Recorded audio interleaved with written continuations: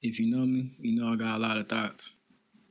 And lately, the ones that been sitting heaviest on me is nobody taught us how to break. Not stop, not quit, not give up, just break. Like putting it down for a minute without feeling like the world is moving past you while you're standing still. Because here's where I am right now. My body's tired, not just physically. I mean, like deep tired. Like the kind where you get enough sleep and you already wake up already exhausted. And here's how bad it's gotten. It's Thursday, the day before I have to go back to work, and I'm already depressed about it, already exhausted, and I haven't even walked in the door yet. All I can think about while I'm there is everything I could be doing if I wasn't at work. Content I could create, moves I could be making, the stillness at night when the house goes quiet, I could think. And I say that, and I'm missing it because I'm somewhere I've already outgrown. That's a specific kind of miserable. If you know it, you know it. But here's what I've been sitting with. The feeling, not that being able to stop, the body keeps moving even when it's begging you to rest. The guilt of doing nothing. That's not a character flaw. That's conditioning. That's a system that was built to keep you busy to think about whether any of this is worth working for. COVID crackdown opened up eyes and minds for a lot of people. For me, I never had to stop. I still had to work, but I watched everybody around me wake up. And they woke up to something that was uncomfortable. Because when you finally get still enough to hear yourself think, you realize how much noise you've been living in. So that's what we're getting into today about. Nobody taught us how to break. And I think it's time that we all talk about why. Let me tell you something I figured out a long time ago. The system was not designed for you to get ahead. It was designed to keep you just as comfortable enough to stay in it. I don't say that to be a conspiracy guy. I say that because I've been watching it my whole life. I always look at the person ahead of me at a job. Every job I've ever had. The one who gets the promotion, the one who took on the more responsibility, and they never look happy. They look more stressed, if anything, more miserable.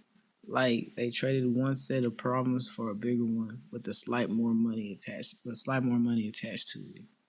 Honestly. And that's why I have zero desires to move up in a company that doesn't care about me. The responsibility is not worth the pay, and the pay is not even enough. Here's what they don't tell you: 67% of workers in this country alone are living paycheck to paycheck right now. In 2025, that number keeps going up. And it's not only because people are lazy or spending wrong, it's because since 1979, productivity has grown more than 3 times faster than the pay. Meaning you're working harder and producing more than ever. And the gap between what you make and what it costs to live keeps getting wider. So what do? You work more hours, you pick up extra shifts, and you stay because you have to. Because the bills don't care about your dreams and the rent doesn't negotiate. That's not a coincidence. That's by design. I've watched these companies squeeze people dry. Good people, hard workers, and replace them without blinking. Because the business has to keep moving. And I get that on the business side, but there's a way to do that and still treat people right. And most of them choose not to. No person should have to work 40 plus hours a week and still come up short on living expenses. That's not a personal failure, that's a systematic one. As long as you're exhausted, as long as you're just surviving, you don't have the energy to question any of it. And that's exactly how it's supposed to work. And look, I'm just an average person thinking out loud. But you gotta admit, it makes you think. And I know some of y'all can feel what I'm about to say. That real physical and mental toll of being stuck in a cycle you can see clearly but can't fully escape.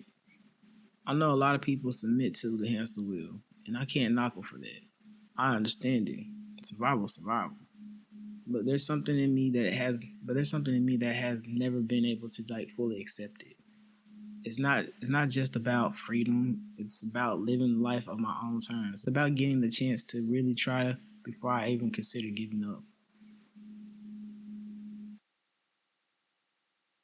And giving up has never felt like an option for me. Even when I've tried to get in line and play the game, something in me keeps saying, this ain't it. But here's what that costs you. Every minute of free time feels like borrowed time. Every minute of free time feels borrowed. Every second I'm not building feels like the reason I'm stuck where I'm at. Even when I should be resting, I can't fully rest. My body's still and my brain never is. Some days there's voices constantly running in the background, brainstorming, connecting the dots, thinking about how to tie these podcasts into my center content, how to bridge those two worlds, how to make it all work together into something bigger. It never fully shuts down. And then there's days like this week where I can't even do anything. Brain dead. Don't feel like touching content. Don't feel like creating. Even a simple system I built to make things efficient, I couldn't bring myself to use it. And even that comes with the guilt. Like I'm wasting time that I don't have. I've asked myself plenty of times if any of this is worth it. Recently more than ever. The rules keep changing on social media. The market's saturated and I feel like I'm late to the race sometimes. But here's what keeps me from walking away. I know I can do something, even without knowing exactly what the outcomes will be. It feels good to create, to express something, to build something I can control in a world that doesn't give me much control. And my daughter, she's part of the why I stay at that job right now, and she's part of why I keep building. Both of them at the same time. That way is real. That question stays with me because I know what I'm capable of, and I know I haven't fully found out yet. As I'm on social media and just kind of listening to people, here's what I've been noticing though, and I don't think enough people are talking about it. The shift is already happening. People are waking up slowly, quietly, but it's there. You see it in small things. People aren't rushing to buy the latest iPhone or smartphone anymore. Used to be everybody had to have the new one the day it dropped. Now the average person is keeping their phones for over 4 years because they finally realize it's basically the same phone and they rather keep their money. They rather keep their money and spend it on something they really want or to survive. That's just not about phones. That's people starting to question what they need versus what they've been told they need. And it goes even deeper than that. You got people building their own computers now, cyberdecks they call them. Portable DIY machines with no corporate tracking, no data harvesting, no big tech fingerprints on it. The trend is exploding right now, especially with the younger people. Think about that for a second. People are literally building their own technology from scratch just to get away from being monitored and controlled. It's not a hobby, it's a statement. As I mentioned at the beginning of this podcast, COVID cracked something open that couldn't be put back. I never stopped working though. I still had to show up. But I watched everybody around me get still for the first time in their adult lives. And what happened when people got still? 47 million people quit their jobs in 2021 in 1 year. 92% of them said life is too short to stay somewhere you're not passionate about. People switched careers, started businesses, moved to places that made sense for their life instead of their commute. Demanded remote work or walked away when companies said no. That wasn't laziness, that was clarity. And that's what happens when you finally get quiet enough to hear your thoughts. And now I'm seeing it on social media too. People don't want the hustle flex anymore. They don't want that 4 a.m. wake up grind videos. They want that house they can afford, a job that they don't dread, time with people they love and care about.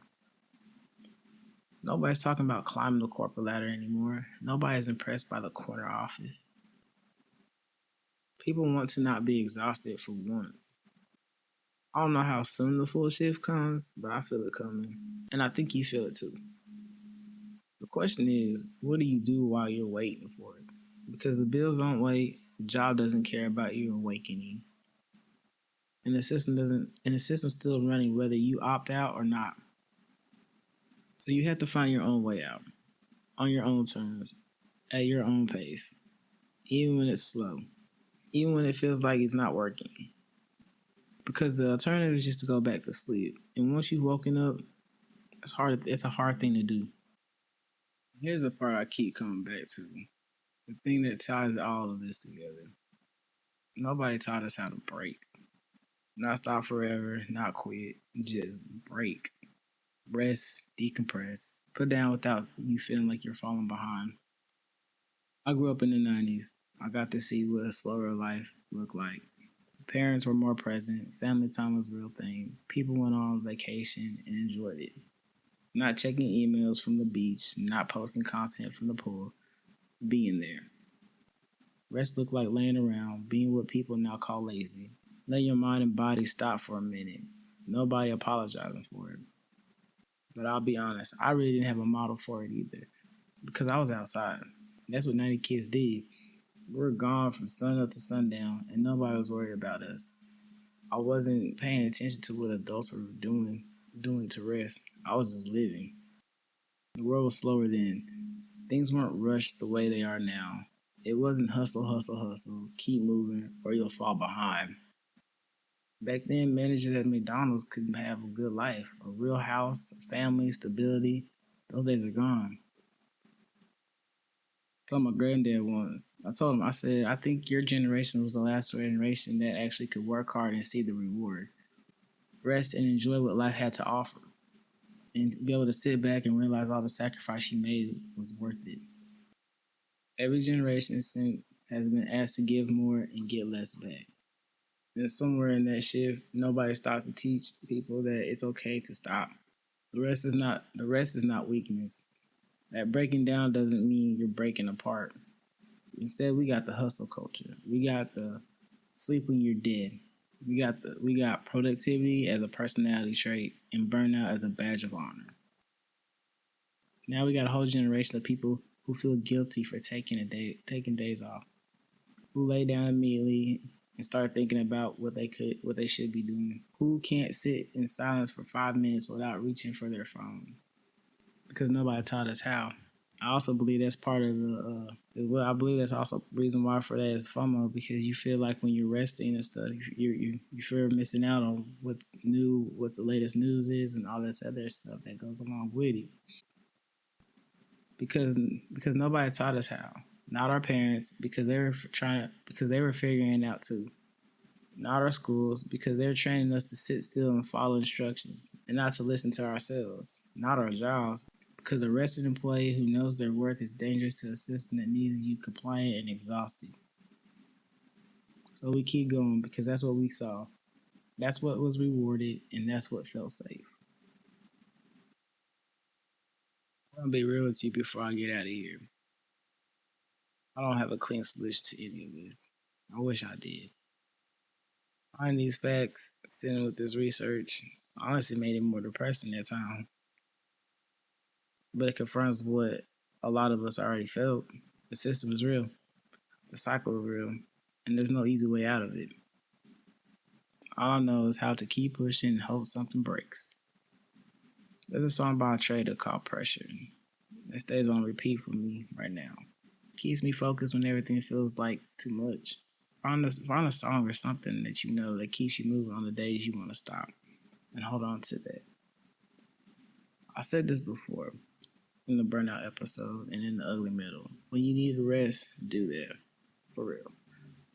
Don't be a slave to these companies. Don't be a slave to yourself trying to make it happen. Rest is not quitting. Rest is strategy. Life is tough. It's not gonna get any easier. But you have to learn to be kind to yourself and give yourself grace. I know that's hard when you want to win so bad. When you've been at it for years. When you've been knocked down, laid out, felt like giving up. And get back up anyway. That takes something. Don't overlook that. And look, I'm a realist. I call things how I see it. I don't sugarcoat shit. But I also know there's something bigger than me that keeps telling me to hold on. Even when I've lost the fight before. Even when the tank is empty, something keeps saying, not yet. Your mental health is everything. Don't let this world or this grind take that from you. Be more aware. Be intentional about the moves you make. You owe it to yourself. And if you're in a place right now where the tank is empty, where you feel like you're drowning, where you want to call it quits, I understand why. More than I can say.